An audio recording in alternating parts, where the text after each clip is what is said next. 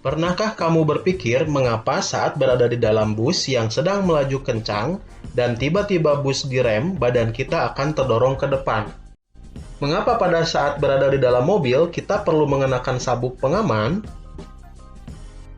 Contoh lainnya adalah saat memindahkan meja yang ringan akan lebih cepat daripada memindahkan lemari yang berat jika kita menggunakan besar gaya dorong yang sama. Hal ini disebabkan massa meja yang lebih kecil daripada massa lemari, dan massa berbanding terbalik dengan percepatan benda.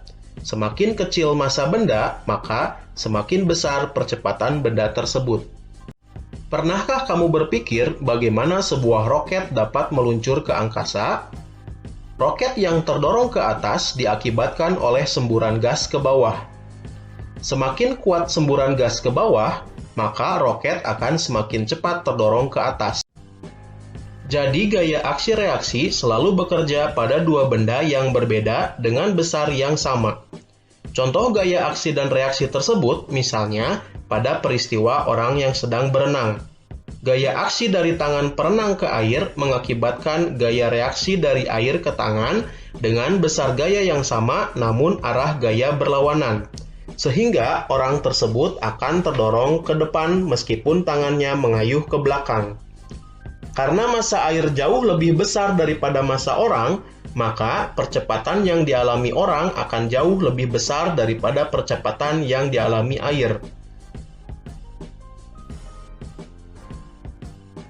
Newton menyatakan sifat inersia benda, bahwa benda yang tidak mengalami resultan gaya atau sigma F sama dengan 0 akan tetap diam atau bergerak lurus beraturan.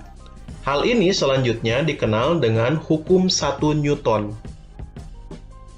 Hukum kedua Newton berbunyi, percepatan yang ditimbulkan oleh gaya yang bekerja pada benda berbanding lurus dengan besar gayanya, dan berbanding terbalik dengan massa benda.